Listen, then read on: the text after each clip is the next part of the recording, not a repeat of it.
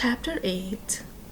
The sun was up so high when I waked that I judged it was after 8 o'clock. I lay there in the grass and the cool shade, thinking about things and feeling rested and rather comfortable and satisfied.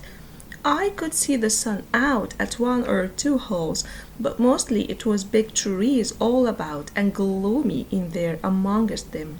There was freckled places on the ground where the light sifted down through the leaves, and the freckled places swept about a little, showing there was a little breeze up there. A couple of squirrels sat on a limb and jabbered at me very friendly. I was powerful lazy and comfortable, didn't want to get up and cook breakfast. Well, I was dozing off again when I thinks I heard a deep sound of boom. Away up the river, I rouses up and rests on my elbow and listens. Pretty soon, I hears it again. I hopped up and went and looked out at a hole in the leaves, and I see a bunch of smoke laying on the water a long ways up, about abreast the ferry. And there was the ferry boat full of people floating along down. I knowed what was the matter now. Boom! I see the white smoke squirt out of the ferry boat's side. You see, they was firing cannon over the water, trying to make my carcass come to the top. I was pretty hungry, but I weren't going to do for me to start a fire because they might see the smoke. So I sit there and watch the cannon smoke and listen to the boom. The river was a mile wide there, and it always looks pretty on a summer morning, so I was having a good enough time seeing them hunt for my remainders. If I only had a bite to eat, well, then I happened to think how they always put quicksilver in loaves of bread and float them off, because they always go right to the drowned carcass and stop there. So says I'll keep a lookout, and if any of them's floating around after me, I'll give them a show. I changed to the Illinois edge of the island to see what luck I could have, and I weren't disappointed. A big double loaf come along, and I most got it with a long stick, but my foot slipped and she floated out further. Of course, I was where the current set, in the closest to the shore. I knowed enough for that, but by and by along comes another one, and this time I won. I took out the plug and shook out the little dab of quicksilver and set my teeth in. It was baker's bread. What the quality eat, none of your low-down corn pone. I got a good place amongst the leaves and sit there on a log munching the bread and watching the ferry boat and very well satisfied. And then something struck me. I says, now I reckon the widow or the parson or somebody prayed that this bread would find me, and here it has gone and done it. So there ain't no doubt but there's something in that thing. That is, there is something in it when a body like the widow or the parson prays, but it don't work for me, and I reckon it don't work for only just the right kind. I lit a pipe and had a good long smoke and went on watching. The ferry boat was floating with the current, and I allowed I'd have a chance to see who was abroad when she come along, because she would come in close where the bread did. When she'd got pretty well along down towards me, I put out my pipe and went to where I fished out the bread and laid down behind a log on the bank, in a little open place where the log forked. I could peep through. By and by she come along, and she drifted in so close that they could run out a plank and walked ashore. Most everybody was on the boat. Pap and Judge, Thatcher and Bessie Thatcher and Joe Harper and Tom Sawyer and his old Aunt Polly and Sid and Mary and plenty more. Everybody was talking about the murder, but the captain broke in and says, "Look sharp now, the current sits in the closest here." Maybe he is washed ashore and got tangled amongst the brush at the water's edge. I hope so anyway. I didn't hope so. They all crowded up and leaned over the rails, nearly in my face, and kept still, watching with all their might. I could see them first rate, but they couldn't see me. Then the captain sung out, "Stand away," and the canoe let out such a blast right before me that it made me deaf with the noise and pretty near blind with the smoke. And I judged I was gone. If they'd had some bullets in, I reckon they'd a got the corpse they was after. Well, I see I warn't hurt, thanks to goodness. The boat floated on and went out of sight around the shoulder of the island. I could hear the booming now and then, further and further off, and by, after an hour, I didn't hear it no more. The island was 3 miles long. I judged they had got to the foot, and was giving it up. But they didn't yet a while. They turned around the foot of the island and started up the channel on the Missouri side, under steam and booming once in a while as they went. I crossed over to that side and watched them.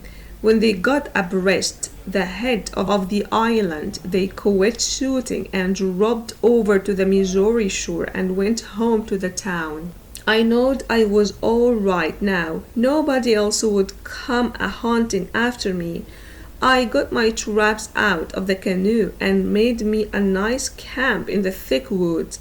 I made a kind of a tent out of my blankets to put things under so the rain couldn't get at them.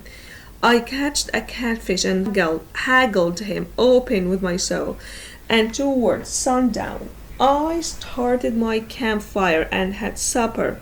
Then I set out a line to catch some fish for breakfast. When it was dark, I sat by my campfire smoking and feeling pretty satisfied. But by, it got sort of lonesome, and so I went and sat on the bank and listened to the currents washing along, and counted the stars and drift logs and rafts that come down, and then went to bed. There ain't no better way to put in time when you are lonesome. You can't stay so, you soon get over it. And so for 3 days and nights, no difference, just the same thing. But the next day I went exploring around down through the island. I was boss of it. It all belonged to me, so to say, and I wanted to know all about it. But mainly I wanted to put in the time. I found plenty strawberries, ripe and prime, and green summer grapes, and green raspberries, and the green blackberries was just beginning to show. They would all come handy by and by, I judged. Well, I went fooling along in the deep woods till I judged I weren't far from the foot of the island. I had my gun along, but I hadn't shot nothing. It was for protection, though I would kill some game night home. About this time I mighty near stepped on a good-sized snake, and it went sliding off through the grass and flowers, and I after it, trying to get a shot at it. I clipped along, and all of a sudden I bounded right onto the ashes of a campfire that was still smoking. My heart jumped up amongst my lungs. I never waited to look further, but uncocked my gun and went sneaking back on my tiptoes as fast as ever I could. Every now and then I stopped a second amongst the thick leaves and listened, but my breath come so hard I couldn't hear nothing else. I slunk along another piece further, then listened again, and so on and so on. If I see a stump, I took it for a man. If I trod on a stick and broke it. It made me feel like a person had cut one of my breaths in two, and I only got half, and the short half too. When I got to camp, I weren't feeling very brash. There weren't much sand in my craw, but I says, this ain't no time to be fooling around, so I got all my traps into my canoe again, so as to have them out of sight, and I put out the fire and scattered the ashes around to look like an old last year's camp, and then climbed a tree.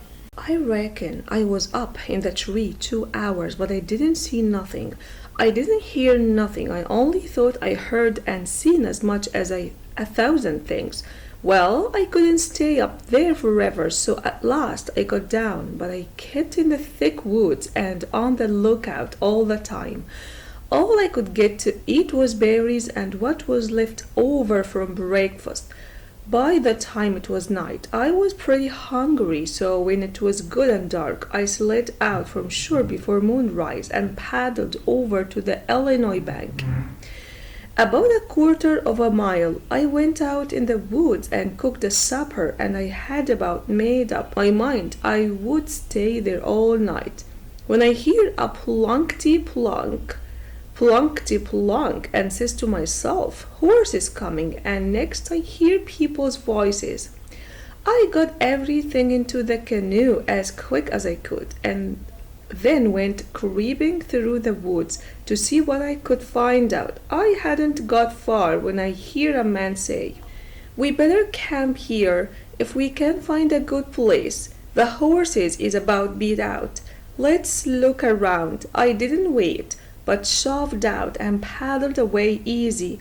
I tied up in the old place and reckoned I would sleep in the canoe.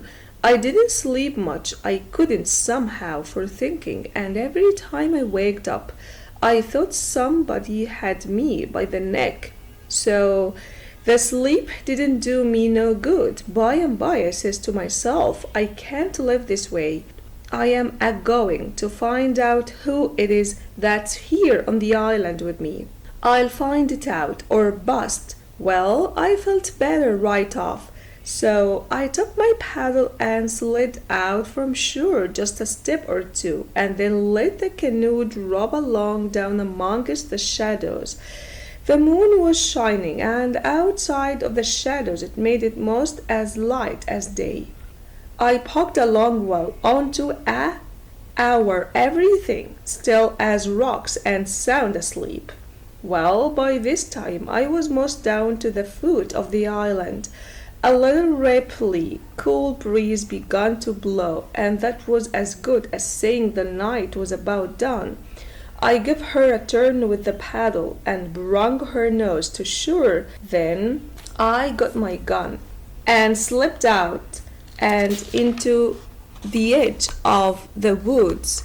I sat down there on a log and looked out through the leaves. I see the moon go off watch, and the darkness began to blanket the river, but in a little while I see a pale streak over the treetops and know the day was coming, so I took my gun and slipped off towards where I had run across the campfire, stopping every minute or two to listen, but I hadn't no luck. Somehow I couldn't seem to find the place. But by and by, sure enough, I catched a glimpse of fire away through the trees. I went for it, cautious and slow. By and by I was close enough to have a look, and there lay the man on the ground. It must give me the fantods.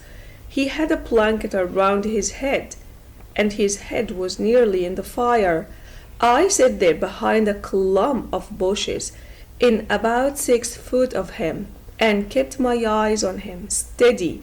It was getting gray daylight now. Pretty soon he gasped and stretched himself and hooved off the blanket, and it was Miss Watson's Jim. I bet he was glad to see him, I says, "Hello, Jim," and skipped out.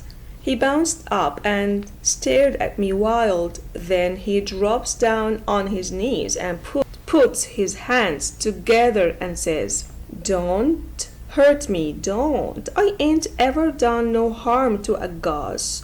I always liked dead people and done all I could for them. You go and get in the river again, and what you belongs, and don't do nothing to allege him. At us, I always you friend. Well, I weren't long making him understand I weren't dead. I was ever so glad to see Jim. I weren't lonesome now. I told him I weren't afraid of him telling the people where I was. I talked along, but he only sat there and looked at me. Never said nothing. Then I says, "It's good daylight. Let's get breakfast. Make up your campfire good. What's the use making up the campfire to cook strawberries on such truck? But you got a gun, ain't you? Done. We can get something better than strawberries." "Strawberries and such truck?" I says. "Is that what you live on?" "I couldn't get nothing else," he says. "Why, how long you been on the island, Jim?" "I come here the night after you has killed." "What, all the time?" "Yes, indeedy." "And ain't you had nothing but that kind of rubbish to eat?" "No, sir, nothing else." "Well, you must be most starved, ain't you?" "I reckon I could eat a horse. I think I could." "How long you been on the island?" "Since the night I got killed." "No, why, what has you lived on but you got a gun?" "Oh, yes, you got a gun. That's good. Now you kill something and I'll make up the fire."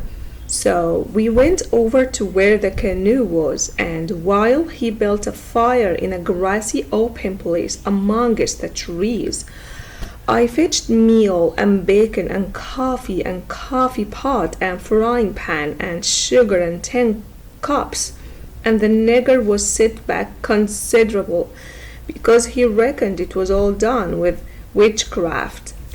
I catched a good big catfish too, and Jim cleaned him with his knife and fried him. When breakfast was ready, we rolled on the grass and ate it smoking hot. Jim laid it in with all his might, for he was most about starved.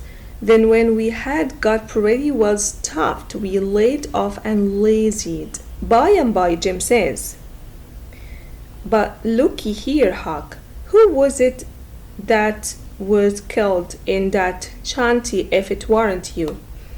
Then I told him the whole thing, and he said it was smart. He said Tom Sawyer couldn't get up no better plan than what I had. Then I says, "How do you come to be here, Jim? And how'd you get here?" He looked pretty uneasy and didn't say nothing for a minute. Then he says, "Maybe I better not tell." "Why, Jim?" "Well, these reasons, but you wouldn't tell on me if I used to tell you, would you, Huck?" "Blamed if I would, Jim." "Well, I believe you, Huck. I ran off." "Jim, but mind, you said you wouldn't tell. You know you said you wouldn't tell, Huck." "Well, I did. I said I wouldn't, and I'll stick to it, honest Injun, I will. People would call me a low-down abolitionist and despise me for keeping mum. But that don't make no difference. I ain't a-going to tell, and I ain't a-going back there anyways, so now let's know all about it." "Well, you see, it is this way, only miss you.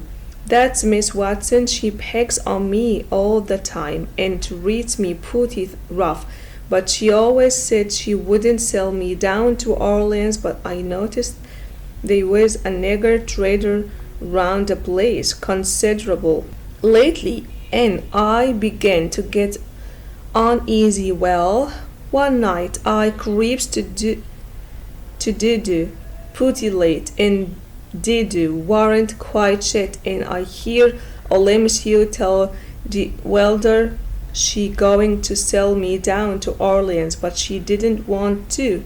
But she could get $800 for me, and it is such a big stack of money. She couldn't resist. Did whether she tried to get here to say she wouldn't do it. Well, I never waited to hear the rest. I let out mighty quick, I tell you. I took out and sent down the hell in speck to steal a skiffed log to sow summers above the town. But they was people as stirring yet, so I hid in the only tumble down cooper shop on the bank to wait for everybody to go away. Well, I was there all night. There was somebody round all the time. Long about 6 in the morning, skift began to go by, and about 8 or 9 every skift that went long was talking about how you have come over to down and say you are skilled. This last skiffs with full of ladies and gentlemen are going over for to see the place. Sometimes they'd pull up to this so and take a rest before they started across.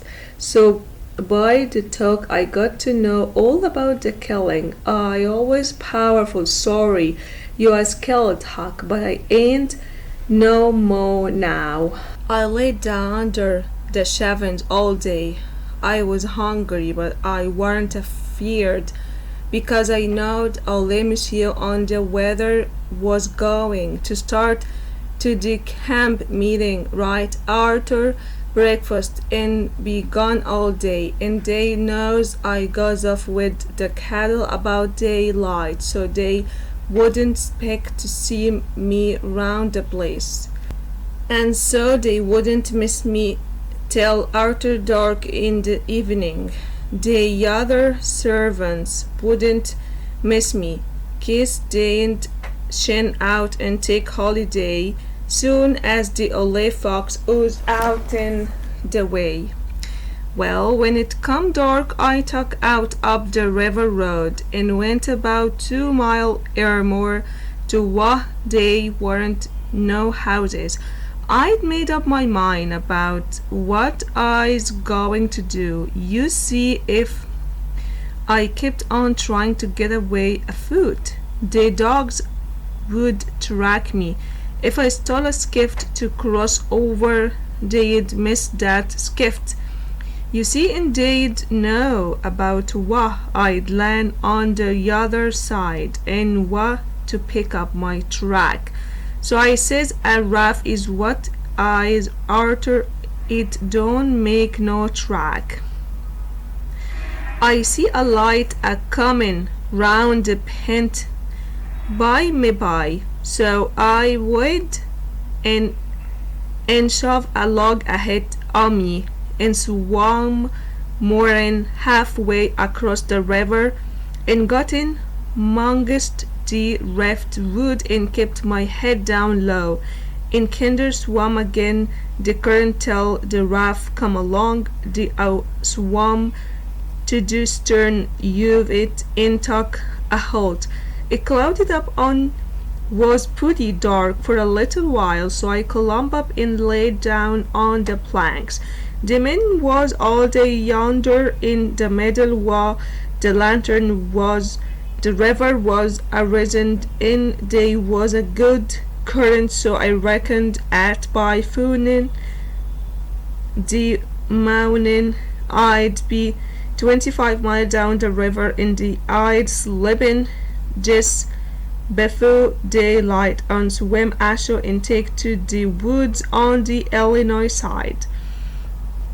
But I didn't have no luck. When we was most down to the head of the island, a man began to come aft with the lantern. I see it warn't no use for to wait, so I slid overboard and struck out for the island. Well, I had a notion I could land most anywheres, but I couldn't bank too bluff. I was most to the foot of the island before I found a good place. I went into the woods in judged I wouldn't fool with rafts no more long as they move the lantern round so. I had my pipe and a plug the log dog leg and some matches in my cap and they weren't wet so I was alright.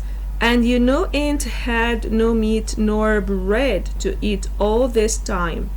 Why didn't you get mud turtles? How you going to get 'em? You can't slip up on 'em and grab 'em. And how's a body going to hit 'em with a rock? How could a body do it in the night? And I weren't going to show myself on the bank in the daytime. Well, that's so. You've had to keep in the woods all the time, of course. Did you hear him shooting the canoe? Oh, yes, I know it was arter you. I see him go by. He watched through the bushes. Some young birds come along, flying a yard or two at a time and lightning. Jim said it was a sign it was going to rain. He said it was a sign when young chickens flew that way, and so he reckoned it was the same way when young birds done it. I was going to catch some of them, but Jim wouldn't let me. He said it was death. He said his father laid mighty sick once, and some of them catched a bird, and his old granny said his father would die, and he did. And Jim said you mustn't count the things you are going to cook for dinner because that would bring bad luck, the same if you shook the tablecloth after sundown. And he said if a man owned a beehive and that man died, the bees must be told about it before sunup next morning, or else the bees would all weaken down and quit work and die. Jim said bees wouldn't sting idiots, but I didn't believe that because I had tried them lots of times myself, and they wouldn't sting me. I had heard about some of these things before, but not all of them. Jim knowed all kinds of signs. He said he knowed most everything. I said it looked to me like all signs was about bad luck, and so I asked him if there weren't any good luck signs. He says, mighty few, and they ain't no use to a body. What you want to know when good luck's a comin' for? Want to keep it off? And he said, if you's got hairy arms in a hairy breast, it's a sign that you's going to be rich. Well, they's some use in a sign like that, case it's so far ahead. You see, maybe you's got to be po a long time fast, and so you might get discouraged and kill yourself. You didn't know by the sign that you're going to be rich by me by. Have you got hairy arms and a hairy breast, Jim? What's the use to ask that question? Don't you see I has? Well, are you rich? No, but I been rich onest and going to be rich again. Onest I had $14, but I took to speculating and got busted out. What did you speculate in, Jim? Well, first I tackled stock. What kind of stock? Why, livestock, cattle, you know. I put $10 in a cow, but I ain't going to risk no more money in stock. The cow up and died on my hands. So you lost the $10? No, I didn't lose it all. I only lost about 9 of it. I sold the hide and taller for $1.10. You had $5.10 left. Did you speculate anymore? Yes, you know, the one-legged nigger that belongs to old Mr. Bradish. Well, he set up a bank and say anybody that put in $1 would get $4 more at the end of the year. Well, All the niggers went in, but they didn't have much. I was the only one that had much, so I stuck out for more than $4, and I said if I didn't get it, I'd start a bank myself. Well, of course, that nigger want to keep me out of the business because he says they weren't business enough for two banks. So he says I could put in my $5 and he pay me 35 at the end of the year. So I done it. Then I reckoned I'd invest the $35 right off and keep things a moving. There was a nigger named Pop that had catched the wood flat and his master didn't know it, and I bought it off and him and told him to take the $35 when the end of the year come. But somebody stole the wood flat that night, and next day the one-legged nigger say the banks busted, so they didn't none UV us get no money. What did you do with the 10 cents, Jim? Well, I was going to spend it, but I had a dream, and the dream told me to give it to a nigger named Ballums, as they call him for short. He's one of them chuckleheads, you know, but he's lucky, they say, and I see I weren't lucky. The dream say let Balaam invest the 10 cents and he'd make a raise for me.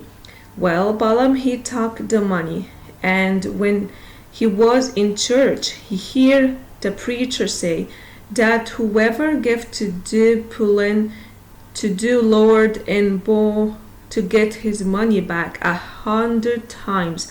So Balaam he took and gave the 10 cents to the poet led law to see what was going to come of it. Well, what did come of it, Jim? Nothing never come of it. I couldn't manage to collect that money no way. In Palam he couldn't I ain't going to lend no more money. Don't I see the security bow to get your money back 100 times, the preacher says. If I could get to 10 cents back, I'd call it squaw and be glad the chance.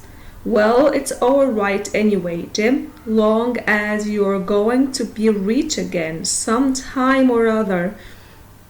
Yes, and I's rich now. Come to look at it, I owns myself, and I's worth $800. I wished I had the money. I wouldn't want no more.